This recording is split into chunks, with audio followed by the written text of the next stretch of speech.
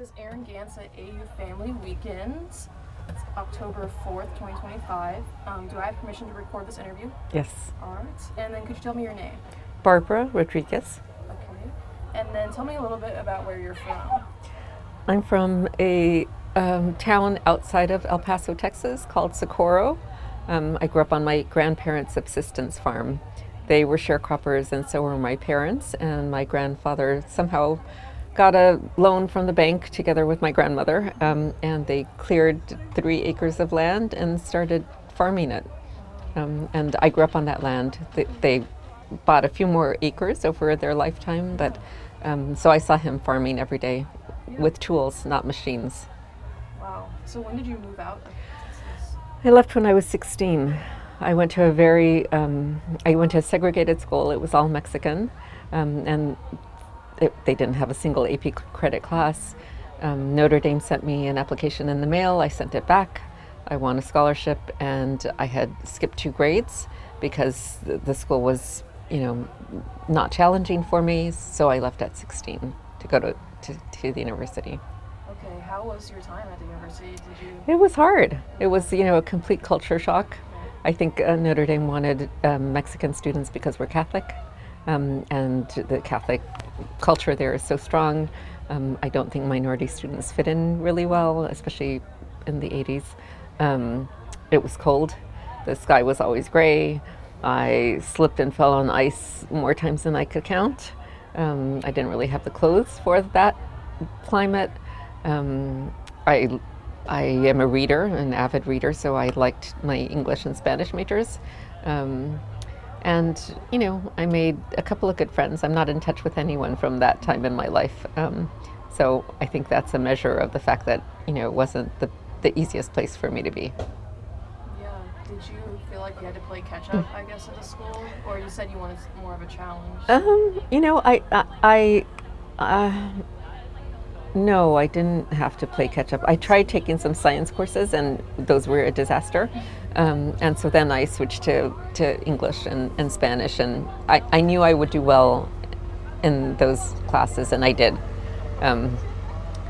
So I know you said you have a son at AU. So when did you come to this area? Where do you live now? I live in Boston, and I went there after I finished at Notre Dame. I went for graduate school. So, my grandparents, who I mentioned, my grandmother had a 7th grade education. She left school because her parents were sick, and she wanted to take care of them. And my grandfather never learned to read and write. And then they had 4 daughters, and they didn't want them working on the farm. There were some women who would work on the farm there, but he wanted them to go to school. So they all went to high school. And my mother was an extremely creative, artistic person, and sewed everything and made everything.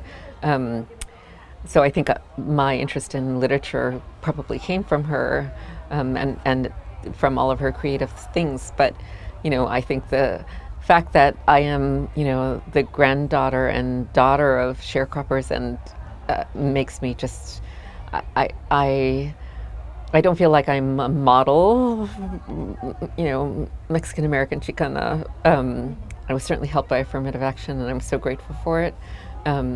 But I think it was almost like, I don't even know how I managed to finish my PhD and to get it and to go on that path, right? It still surprises me that I could do that. Did you receive your PhD in Boston? Yes. Okay. Yeah. What was your specific study? So, I think I wish I had known everything that I could have done, but when I was graduating from Notre Dame, I thought, you need a dorm room, right? You need a place to live. And so I thought, well, just go and continue your studies and you'll have another dorm room. But, I wish I had understood that I could be a civil rights lawyer, I could be an immigration lawyer, I could be this or I could be that. Instead, I just chose the safest path that would give me another dorm room, that would allow me to keep reading.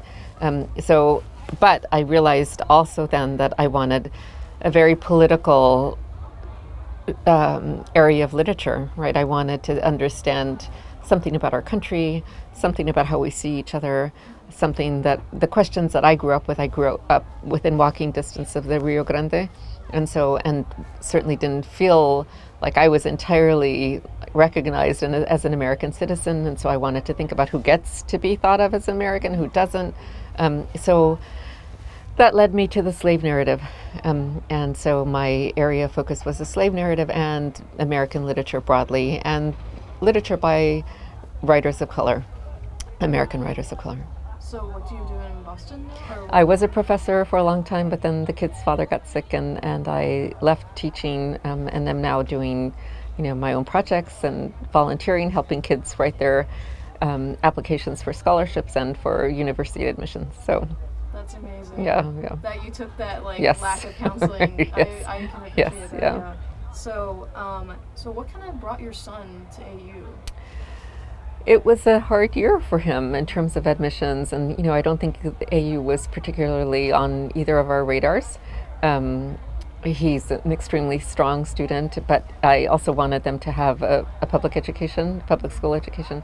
And so he went to a dual language immersion school from K through 8, and then he went to a high school that was devoted to the arts, and he's a singer. And so that school offered 3 AP classes, and none of the students passed it. So I think that, as strong as his, and I think he had, I think he had hopes to go to a college that was maybe had a bigger music program, or even though I think that would be a second major anywhere he went. He didn't want to go to conservatory. He's not sure what he wants. I think he might have wanted a larger university that had, many different programs and strengths, and so he's not a political science person, and he's not a communications major, and he's not, he has not been on the AU path. But then, he was admitted. We went to an admitted students event. He liked what he saw of the other students. He liked it was not this highly produced, glitzy thing. And, I think he seems happy here. I think he still doesn't know what major he's going to choose. And I think he feels like a lot of his friends are poli-sci majors, and I think he's just trying to find his way. But it's beautiful here. He wanted to be in a city. He wanted to be in a city with, sports teams. He wanted to be able to continue singing. He's in the main chorus, right? So things have worked out well for him, despite this not being an obvious destination, right? So has he talked about his experiences here yet? Anything he's noticed? Different? I think he likes the politics of the student body. I think he enjoys that. I think he's enjoyed the meeting kids who also have music as an interest. I think he's kind of confounded by kids who are furries or whatever he's mentioned them. So there's like some cultural things that I think he finds kind of funny. But I think he likes a number of his classes. He seems to be keeping up. So. Mm-hmm. So what are your thoughts on DC in the context of a home for your son? Like excitement, concern? With what's happening in the world right now in the country, I think I would probably be concerned if he were anywhere but Boston, right? Just in the protective maternal way. And I was certainly concerned when the National Guard were called in here. And, he's Latino, he speaks Spanish. I think, I worry not so, he carries his passport around, but he's on the fairer side. I worry about the people who he speaks Spanish to, right, and whether they're protected or not. But like I said, I would have those worries almost everywhere, even in Boston.